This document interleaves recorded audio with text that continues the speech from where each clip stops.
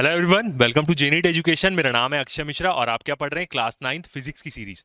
तो previous video में क्या किया हमने? अपना 39 तक क्वेश्चन सॉल्व किया। कौन से सेक्शन में? हम शॉर्ट आंसर टाइप क्वेश्चंस में हैं, जिसमें हम कितने 3 मार्क वाले क्वेश्चन सॉल्व कर रहे हैं। अब आगे बढ़ेंगे, कुछ और शॉर्ट आंसर वाले क्वेश्चन बनाएंगे, फिर उसके बाद हमारे लॉन्ग आंसर आएंगे, मतलब जो 5 मार्क्स वाले क्वेश्चन रहते हैं। ठीक है, ये वाला कौन सा पार्ट है? हमारा 15 पार्ट है। इसके पहले हमने 14 पार्ट पढ़ लिया है। इस चैप्टर में बहुत सारे पार्ट जिसमें क्वेश्चन वाले हैं, तो थ्योरेटिकल पार्ट कम है, क्वेश्चंस वाले पार्ट ज्यादा है। और जितने भी क्वेश्चंस मैं करा रहा हूं, इतने क्वेश्चंस यदि आप बैठ के खुद सॉल्व कर लेते हैं तो ऐसा कोई भी क्वेश्चन नहीं होगा इस टॉपिक से जो आपके से नहीं बनेगा। और जब आप 11th में जाके इस टॉपिक को पढ़ेंगे तो आपका ये टॉपिक एकदम स्ट्रांग रहेगा। और यदि आप चैनल में नए हैं तो बिल्कुल चैनल को सब्सक्राइब करना ना भूलें, लाइक करना ना भूलें और शेयर करना ना भूलें। ठीक है, तो शुरू करते हैं। अपना क्वेश्चन नंबर कौन सा था हमारा? 39 तक हमने बना लिया था। अब जाते हैं 40 क्वेश्चन में। क्वेश्चन नंबर 40 से शुरू करते हैं। नॉर्मल वाला है, फिर और अभी तो हम इक्वेशन ऑफ मोशन के क्वेश्चंस बना रहे हैं। थोड़ा सा और आगे बढ़ेंगे तो ग्राफ के क्वेश्चन आने लग जाएंगे। शॉर्ट और मल्टीपल में तो हमने वैसे क्वेश्चन बनाए ही बनाए। देखते हैं क्या बोलता है question number 40। A motor boat starting from a rest on a lake. एक मोटर बोट है, रेस्ट से शुरू कर रही है, मतलब initial speed 0। Accelerate in a straight line at constant rate of 3 metre per second square. एक स्ट्रेट लाइन में एक्सेलरेट कर रही है कांस्टेंट रेट में, मतलब यूनिफॉर्म एक्सेलरेशन है 3 मीटर पर सेकंड स्क्वायर का, फॉर 8 सेकंड्स। ओके, टाइम भी दिया हुआ है यहाँ पे। How far the boat travel during this time. इस 8 सेकंड में बोट कितना डिस्टेंस ट्रेवल करेगी बोल रहा है, और 0 से मतलब इनिशियल वेलोसिटी 0 है, तो एस निकालना है। यू दिया है, ए दिया है, टी दिया है, तो कौन सी इक्वेशन यूज करेंगे? Second equation of motion. बिल्कुल, तो सॉल्व करते हैं इसको। तो सबसे पहले गिवन वैल्यूज लिखेंगे आप। ये क्वेश्चन क्या है, आप तुरंत फॉर्मूले में डाल के वैल्यू और तुरंत आंसर निकाल सकते हैं, बट वैसे आपको नंबर एकदम कम मिलेगा, तो अच्छे से डिस्क्रिप्टिव वे में लिखें। u इज इक्वल टू 0 बोल रहा है क्योंकि वो इनिशियल से स्टार्ट हो रही है। एक्सेलरेशन दिया है 3 मीटर पर सेकेंड स्क्वायर का। ओके, टाइम दिया है 8 सेकेंड्स और बोल रहा है एस निकालो, मतलब कितना डिस्टेंस वो कवर करेगी फिर इतने एक्सेलरेशन से, और इनिशियल स्पीड 0 है। तो क्या यूज करेंगे ऐसे वाले में? क्या रिलेशन यूज करते हैं हम? From second equation of motion. कुछ कुछ लोग फ्रॉम भी लिखते हैं, कुछ कुछ लोग ऐसा भी लिख सकते हैं, using second equation of motion. S is equal to u t plus half a t square. ठीक है, अब क्या है, रेस्ट से शुरू कर रही है तो इनिशियल वेलोसिटी तो 0 होगी, मतलब ये टर्म तो हट ही जाएगी, 0 हो गई वो टर्म।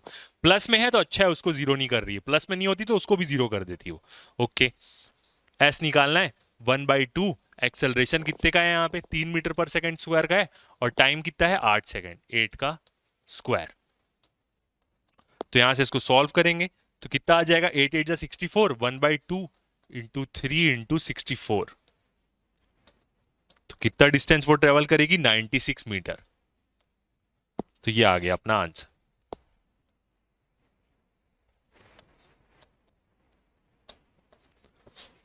बन गया वाला क्वेश्चन, एकदम साइंस है। ठीक है, नेक्स्ट क्वेश्चन देखते हैं। अब ये कैसा रहेगा? थोड़ा सा थ्योरेटिकल क्वेश्चन रहेगा। इसमें आपको आंसर 3 मार्क्स में थोड़ा सा थ्योरी लिखना पड़ेगा और बताना पड़ेगा कि क्या है। 41, तो क्या बोल रहा है? State which of the following situations are possible. बताओ कि कौन सी सिचुएशन पॉसिबल हो सकती है। Give an example for each, और सबका एक एग्जाम्पल दो। पहला बोल रहा है an object with constant acceleration but with 0 velocity. एक ऑब्जेक्ट जिसका एक्सेलरेशन कांस्टेंट रहेगा मगर उसकी वेलोसिटी 0 रहे, ऐसा कब कंडीशन आएगी? तो पहले वाले का हम क्या बोल सकते हैं आंसर? यदि कोई पत्थर को हमने ऊपर की तरफ फेंका, ठीक है, तो वो क्या होगा? एक स्पीड, इनिशियल स्पीड उसने हमने उसे कुछ इनिशियल स्पीड दी, वो ऊपर की तरफ जा रहा है, एक पॉइंट में आके क्या होगा? वो रुक जाएगा। ठीक है, फिर वो नीचे गिरना चालू होगा। तो जब वो ऊपर जाते रहेगा, एक पॉइंट में रुकेगा, फिर नीचे गिरेगा, इतने पूरे टाइम में उसमें ग्रेविटी एक्ट करते रहेगी। और वो क्या करेगी? जब वो ऊपर जाते जाएगा तो ग्रेविटी का एक्सेलरेशन क्या होगा? नेगेटिव होगा। ग्रेविटी उसको धीरे करने की कोशिश करेगी। एक्सेलरेशन ड्यू टू ग्रेविटी, एक पॉइंट पे पहुंचा, वेलोसिटी उसकी 0 हो गई। अब वो क्या करेगा? डी एक्सेलरेट करेगा, नीचे आने की कोशिश करेगा। तो जब नीचे आएगा तो एक्सेलरेशन क्या हो जाएगा? पॉजिटिव हो जाएगा। तो वो एक एग्जांपल है। सेकंड वाला बोल रहा है an object moving in a certain direction with acceleration perpendicular acceleration in the perpendicular direction. तो इसको तो हम यूनिफॉर्म सर्कुलर मोशन का एग्जांपल से भी सोच सकते हैं। एक पर्टिकुलर डायरेक्शन सेंट्रीपिटल एक्सेलरेशन, ये भी सोच सकते हैं। तो इसका आंसर अब थ्योरेटिकल वे में कैसे लिखेंगे? फर्स्ट वाला, when an object is throne vertically upwards, जब एक ऑब्जेक्ट को हम ऊपर की तरफ फेंकते हैं, then at the highest point its velocity is zero. जब वो अपने हाईएस्ट पॉइंट पे जाता है तो उसकी वेलोसिटी जीरो हो जाती है। आगे हम एक ऐसा क्वेश्चन भी देखेंगे जब ऐसे ही कंडीशन का वो हमें ग्राफ प्लॉट करने बोलेगा। But it has constant acceleration of 9.8 metre per second. ये अभी आपने नहीं पढ़ा होगा, थोड़ा सा और आगे जाएंगे तो ग्रेविटेशन में पढ़ेंगे कि ग्रेविटी किसी भी चीज को छोड़ दे तो वो नीचे गिर जाती है ना, एक्सेलरेट होते हुए। और क्या है ये? Acceleration due to gravity. और सेकंड वाले का क्या बोल रहा है? अब ये एक एग्जांपल दिया है, an aeroplane flies in the horizontal direction but the acceleration due to gravity acts on its in vertical direction. Plane ऐसे उड़ रहा है मगर ग्रेविटी उसको नीचे खींचने की कोशिश करती है, तो उसका एक्सेलरेशन नीचे की तरफ उसमें एक्ट करता है, मगर वो जाता नहीं है क्योंकि उसमें एक ड्रैग, मतलब वो उसको एक अपवर्ड लिफ्ट मिलते रहता है, इसलिए I along the direction perpendicular to the direction of motion, ऐसे जा रहा है, एक्सेलरेशन नीचे की तरफ एक्ट कर रहा है उसमें, एक्सेलरेशन ड्यू टू ग्रेविटी। तो ये 3 नंबर का एक प्रकार से थ्योरेटिकल आंसर वाला है। ओके, अब वही जो क्वेश्चन अभी हमने देखा फर्स्ट पॉइंट, उसका ग्राफ प्लॉट करने बोल रहे हैं यहाँ पे। Draw velocity versus time graph of a stone thrown vertically upwards and then coming downwards. एक पत्थर को हमने ऊपर फेंका है और वो नीचे आ रहा है after attaining the maximum height. तो इसका क्या करना है? हमें ग्राफ प्लॉट करना है। ठीक है, तो 42 का क्या करते हैं? ग्राफ प्लॉट करते हैं। तो पहले तो देख लेते हैं ओरिजिनली कैसा बनेगा। ठीक है, तो ये क्या ले लेते हैं? हम एक ग्राउंड ले लेते हैं। अब एक ग्राउंड में कुछ हाइट से हमने क्या किया? स्टोन को थ्रो किया। ये एक प्रकार से ग्राउंड है, जमीन मतलब। ठीक है, अब क्या है? ये है स्टोन हमारा। अब इसको क्या किया हमने? ऊपर की तरफ थ्रो किया। तो ये कैसे जाएगा? ऐसे ऐसे जाएगा। ठीक है, एक पॉइंट बाद मुड़ेगा, फिर उसके बाद क्या हो जाएगा? नीचे आ जाएगा। तो यहां पे जो ऊपर गया है ये वाला पोजीशन, इस पोजीशन पे क्या होगी? उसकी वेलोसिटी जीरो हो जाएगी, याद रखिएगा। तो यू के टर्म में लेते हैं। पहले क्या होगी? जब उसको हमने फेंका तो टाइम क्या है? यहां पे यू क्या है? उसका इनिशियल वेलोसिटी है कुछ। ठीक है,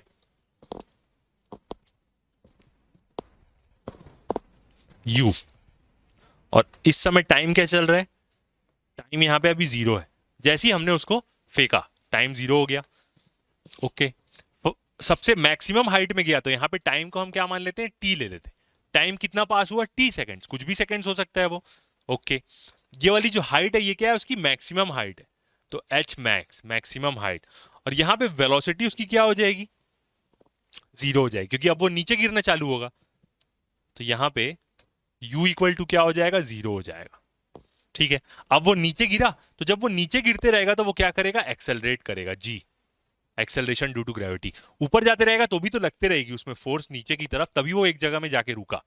और फाइनली वो कहां आ जाएगा? अपनी जिस पोजीशन से निकला था उसी पोजीशन पे आ जाएगा। थोड़ा दूर गिरे भड़े। तो इस केस में क्या होगा? ऊपर जाते रहेगा तो पॉजिटिव एक्सेलरेशन होता है, यूनिफॉर्म, और नीचे गिरते रहेगा तो नेगेटिव एक्सेलरेशन रहता है, या डी एक्सेलरेशन रहता है, रिटार्डेशन रहता है, यूनिफॉर्म रहता है दोनों केस में। तो अब इसका velocity time graph, VT graph हम प्लॉट करें तो हमें वेलोसिटी नेगेटिव भी हो रही है। यहां पे हो रही है क्या? बिल्कुल नेगेटिव हिस्से में भी जा रही है।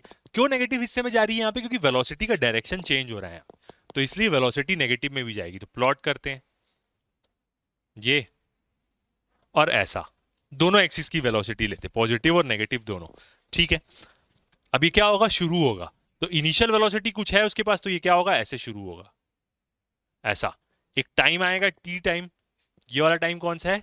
जब वो अपनी मैक्सिमम हाइट पहुंचा है, और मैक्सिमम हाइट में उसकी वेलोसिटी जीरो हो जाएगी, तो ये जीरो हो गई है। क्या बता रहा है? ये यू बता रहा है, और ये माइनस यू का एक्सिस है, मतलब वेलोसिटी टाइम ग्राफ ही है एक प्रकार से। तो जब वो मैक्सिमम टाइम में पहुंचा तो उसकी वेलोसिटी जीरो हो गई। अब उसके बाद वेलोसिटी क्या होगी? उसकी नेगेटिव हिस्से में यूनिफॉर्म बढ़ेगी, क्योंकि कांस्टेंट एक्सेलरेशन हो रहा है उसका, तो इंक्रीज होगी वेलोसिटी। तो ये बना इसका ग्राफ।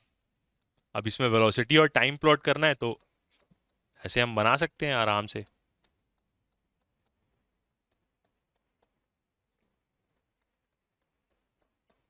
तो ऐसे ग्राफ प्लॉट होगा इसका, ये ऐसे इस तरफ जा रहा है। ठीक है, ये क्या है, अपनी इनिशियल वेलोसिटी है उसकी।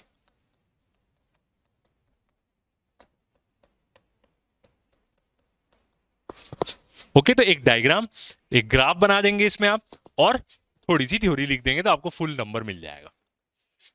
एक बार रीड कर लेते हैं क्या होगा।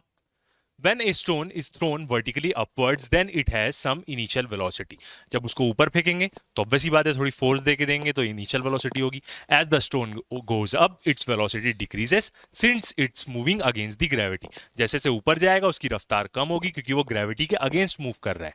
At the highest point, i.e. maximum height, its velocity become zero. जब वो मैक्स ऊंचाई पे पहुंच जाएगा तो उसकी वेलोसिटी जीरो हो जाएगी। तो let the stone takes the time t seconds to reach at the highest point. जो हमने डायग्राम बनाया, हाईएस्ट पॉइंट में उसको t टाइम लगा। After stones begins to fall with zero initial velocity, जब वो दोबारा नीचे गिरना चालू होगा तो उस टाइम उसकी इनिशियल वेलोसिटी फिर जीरो हो जाएगी। And its velocity goes on increasing since it moving with the gravity. तो वेलोसिटी इंक्रीज होने लग जाएगी क्योंकि नीचे की तरफ वो आ रहा है। And reaches it's initial point मतलब कहां आ जाएगा, जहां से शुरू किया था वहीं आ जाएगा। ऑफ प्रोजेक्शन, प्रोजेक्शन मतलब जहां से हमने उसको फेंका है, with velocity minus you in the same time with which it was throne. और उतने टाइम में वापस आ जाएगा जितने टाइम में उसे हमने फेंका था, क्योंकि एक नेगेटिव एक्सेलरेशन हुआ और उतना ही पॉजिटिव लग जाएगा। तो ऐसे आप क्या कर लेंगे, इसका आंसर लिख देंगे। आगे देखते हैं क्वेश्चन नंबर 43। ठीक है, अब ये क्या बोल रहा है, derive second equation of motion graphically. Second equation of motion derive करना है ग्राफिकली। तो ये हमने थ्योरेटिकल पोर्शन में पढ़ा है। क्या किया था हमने, वीटी टाइम ग्राफ लिया था, first equation of motion derive करी थी, फिर सेकंड इक्वेशन ऑफ मोशन, फिर थर्ड। तो वो पूरा ग्राफिकली ही हमने डिराइव किया है। तो आप जाके थ्योरी वाले पोर्शन में जाके देख सकते हैं, उसको जो हमने डिराइव किया है वही इसका आंसर होगा। जो 3 नंबर और 5 नंबर वाले क्वेश्चन रहते हैं ना, उसमें जनरली आपको डेरिवेशन पूछेगा। तो डेरिवेशन तो ऑलरेडी आप थ्योरी पोर्शन में पढ़ते ही हैं, तो अब यहां पे भी मैंने आपको पढ़ाई दिया है, तो आप जाके देख लेंगे तो आपका इसका आंसर मिल जाएगा 43 का। ओके, आगे देखते हैं नेक्स्ट क्वेश्चन, क्वेश्चन नंबर 44। क्या बोल रहा है, how will the equation of motion of an object moving with a uniform velocity change. यदि कोई ऑब्जेक्ट यूनिफॉर्म वेलोसिटी से मूव कर रहा है, इसका मतलब क्या है, वेलोसिटी कांस्टेंट है, वेलोसिटी समय के साथ चेंज नहीं हो रही है, मतलब एक्सेलरेशन जीरो है। तो उस केस में इक्वेशन ऑफ मोशन कैसे चेंज होगी बोल रहा है वो। ठीक है, तो इक्वेशन ऑफ मोशन देखे तो फर्स्ट क्या होती है, v is equal to u plus a t. Second वाली क्या होती है, u t plus half a t square. और थर्ड वाली क्या होगी,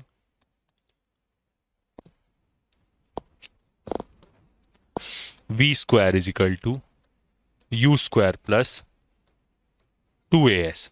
यही होगी। ओके, अब बोल रहा है यूनिफॉर्म वेलोसिटी, तो मतलब v is equal to 0, sorry a is equal to 0, velocity कुछ भी उसकी वैल्यू रहेगी। ठीक है, यही होगा इसका मतलब यूनिफॉर्म वेलोसिटी का, यूनिफॉर्म वेलोसिटी चेंज, ये इसका मतलब। तो जितनी भी ए वाली टर्म है वो जीरो हो जाएगी, मतलब ये टर्म जीरो हो गई, ये टर्म जीरो हो गई और ये टर्म जीरो हो गई। तो इक्वेशन ऑफ मोशन क्या बच जाएगी इस केस में, फर्स्ट वाली क्या बचेगी, सिर्फ v is equal to u. Second वाले में क्या बचेगा, s is equal to u t बस। और थर्ड वाले में v square minus u square equal to u square, sorry. ये बन गई, ऐसी इक्वेशन बनेगी, तो यही पूछा है यहां पे। ओके, आगे बढ़ते हैं, नेक्स्ट क्वेश्चन देखते हैं, क्वेश्चन नंबर 45।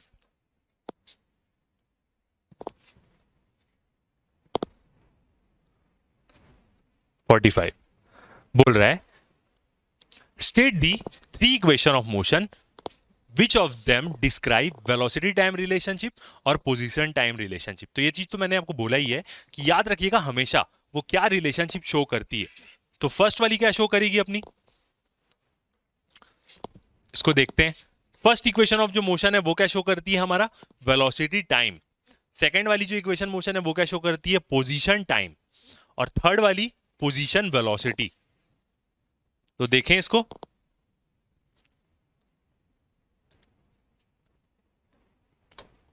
तो इसका आंसर क्या होगा? जो फर्स्ट इक्वेशन ऑफ मोशन है, ठीक है, वो क्या शो करती है हमारी? वेलोसिटी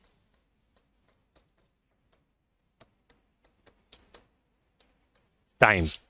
जो सेकेंड इक्वेशन ऑफ मोशन है s is equal to u t plus a t square वाली, वो क्या शो करती है? Position time. क्योंकि पहले वाले में भी टाइम की टर्म रहती है, दूसरे वाले में भी टाइम की टर्म रहती है, तीसरे में टाइम की टर्म नहीं रहती। तो जो थर्ड इक्वेशन ऑफ मोशन है, थर्ड लिख रहा हूं मैं शॉर्ट फॉर्म में, ये क्या शो करती है? हमारा पोजीशन वेलोसिटी। क्योंकि इसमें क्या रहता है? डिस्टेंस, एक्सेलरेशन, इनिशियल, फाइनल, बस ये। तो यहां पे क्या पूछ रहे हैं? वेलोसिटी टाइम रिलेशन क्या है? तो वेलोसिटी टाइम रिलेशन क्या है? v is equal to u plus a t, मतलब फर्स्ट इक्वेशन ऑफ मोशन। और पोजीशन टाइम रिलेशनशिप क्या है? मतलब सेकंड इक्वेशन ऑफ मोशन। तो s is equal to u t plus half a t square. यही होगा आंसर इसका। Okay, ठीक है, आगे बढ़ते हैं, नेक्स्ट क्वेश्चन देखते हैं 46। क्या बोल रहा है? A car moves with speed of 30 kilometre per hour for half an hour. आधे घंटे में उसकी स्पीड क्या है? 30 kilometre per hour, comma 25 kilometre per hour for 1 hour. फिर अगले 1 घंटे में कितनी उसकी स्पीड हो गई? 25 किलोमीटर पर आवर हो गई। And 40 kilometre per hour for 2 hours. फिर अगले 2 घंटे में 40 किलोमीटर पर आवर उसकी स्पीड हो गई। Calculate the average speed of the car. Average speed इसको निकालना है। तो एवरेज स्पीड हम कब निकालते हैं? जब आप एक जगह से, घर से कोई दूसरी जगह में जा रहे हैं। अब आपकी स्पीड क्या हो रही है? रास्ते में चेंज हो रही है, कभी बढ़ गई, कभी कम हो गई, कभी ज्यादा हो गई। तो जब आप जिस जगह में पहुंचेंगे और वहां आपसे कोई पूछेगा कि एवरेज स्पीड क्या थी, तो आप क्या स्पीड बताएंगे? अब ऐसा बोल सकते हैं कि हाँ, मैं कभी तेज चलाया, कभी धीरे चलाया। तो एवरेज स्पीड कैसे निकालते हैं? Total distance by total time कर देंगे तो एवरेज स्पीड आ जाती है। तो वही चीज यहां पे निकालने बोल रहा है। तो हमें क्या करना पड़ेगा? पर्टिकुलर 3 ठोक डिस्टेंस उसके निकालने पड़ेंगे कि वो तीनों डिस्टेंस क्या क्या है। ठीक है, सॉल्व करते हैं। क्वेश्चन नंबर कौन सा है ये अपना? 46। ओके,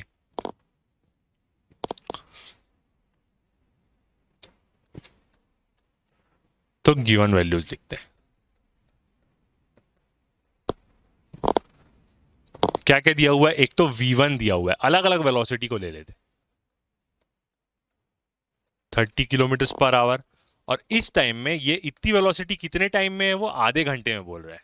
तो 0.5 आवर ले लेते हैं इसको। आंसर भी किलोमीटर पर आवर में लेंगे, कन्वर्ट करने की टेंशन नहीं। ठीक है, दूसरा वेलोसिटी कितनी बोल रहा है? v2, वो हो रही है 25 किलोमीटर पर आवर। और कितने देर तक ये वेलोसिटी है? 1 घंटे तक, 1 आवर।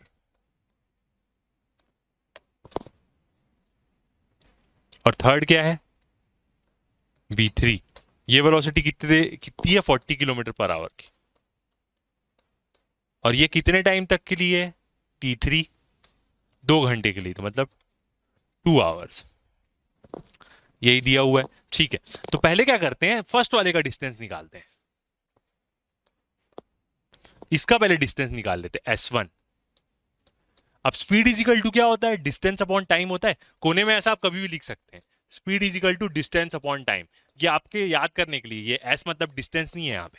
तो यदि डिस्टेंस निकालना है हमें, तो हम क्या करेंगे? स्पीड इंटू टाइम करेंगे। तो यहाँ पे भी हम क्या करेंगे? दोनों को मल्टीप्लाई कर देंगे। मतलब s1 निकालने के लिए v1 इंटू t1 कर देंगे। v1 कितना है अपना? 30 किलोमीटर पर आवर, और t1 कितना है? 0.5। तो आधा हो जाएगा। मतलब s1 कितना आया हमारा? 15 किलोमीटर। ये आ गया, एक s1 आ गया। ठीक है, ऐसी क्या करते हैं? दूसरा निकालते हैं, s2। s2 कैसे निकलेगा? v2 into t2। v2 कितना है? 25। और t2 कितना है? 1। तो s2 तो उतना ही आ गया, 25 किलोमीटर। और थर्ड वाला डिस्टेंस s3, तो ये भी क्या होगा? v3 into t3। v3 कितना? 40। और कितने घंटे के लिए? 2 घंटे के लिए स्पीड है। तो कितना डिस्टेंस जाएगी वो? 80 metre, sorry kilometre. S3 equal to, तो अगला 80 किलोमीटर आ गया। अब तीनों डिस्टेंस हमें पता चल गया और टोटल टाइम तो तीनों को जोड़ लेंगे तो वैसे ही पता चल जाएगा, तो हम निकाल लेते average speed.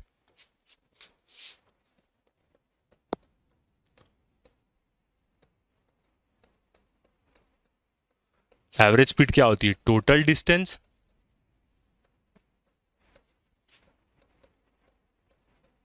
By total time. Total distance कितना है हमारा? S1 plus S2 plus S3, और टाइम कितना है? T1 plus T2 plus T3।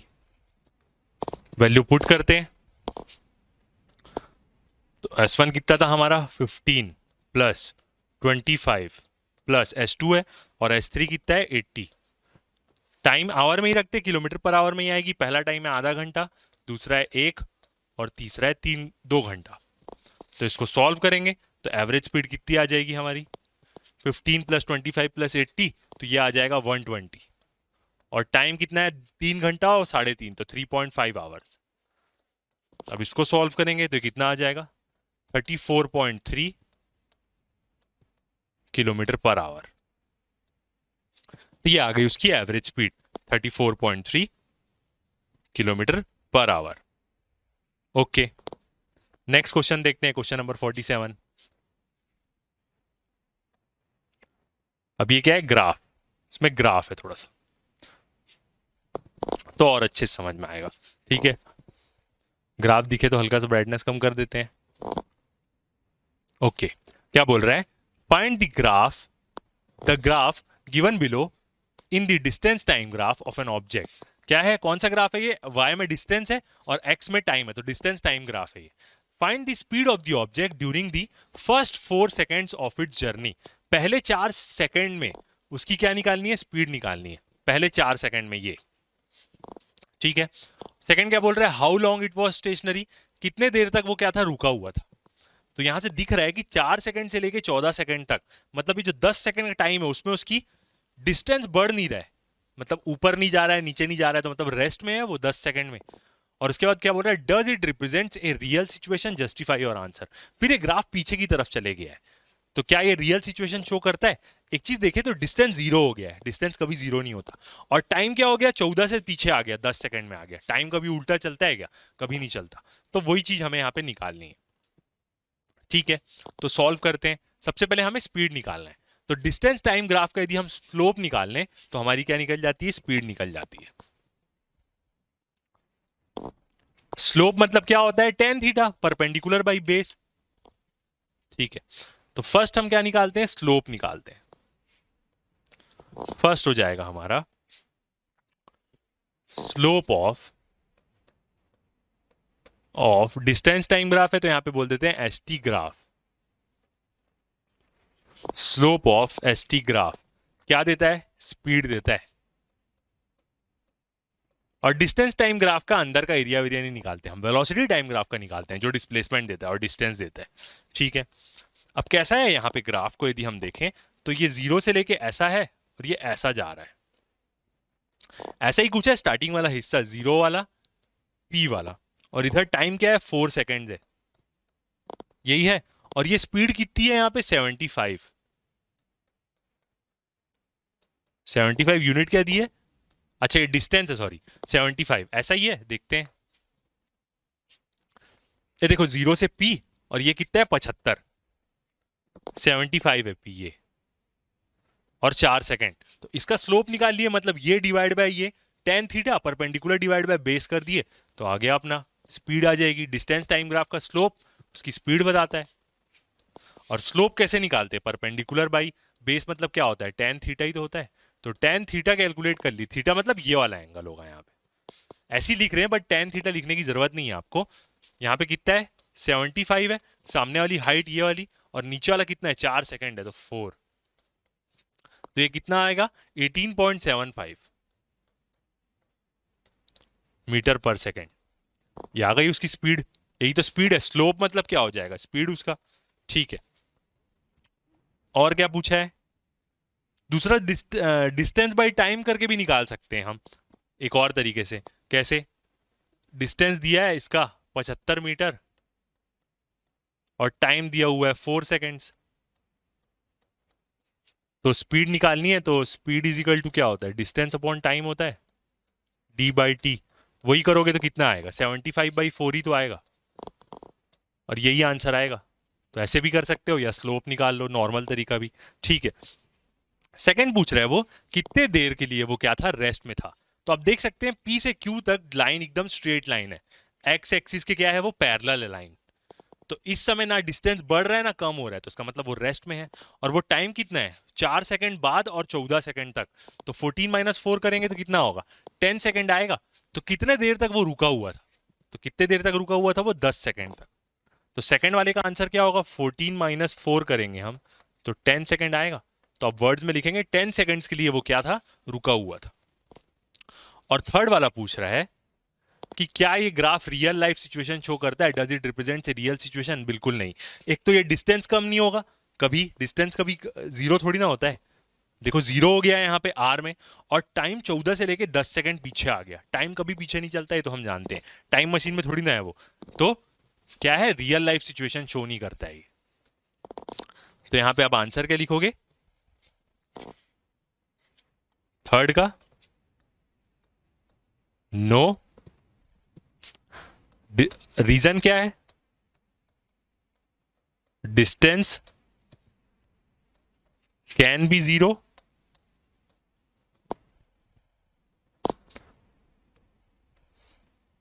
Cannot be zero. Distance तो जीरो हो नहीं सकता, चलना चालू कर दिया है तो डिस्टेंस जीरो नहीं हो सकता, नहीं चलना चालू किया तो समझ में आता है, चल ही रहा है ना यहाँ पे। डिस्टेंस कैनॉट बी जीरो और टाइम कैनॉट रन बैकवर्ड्स।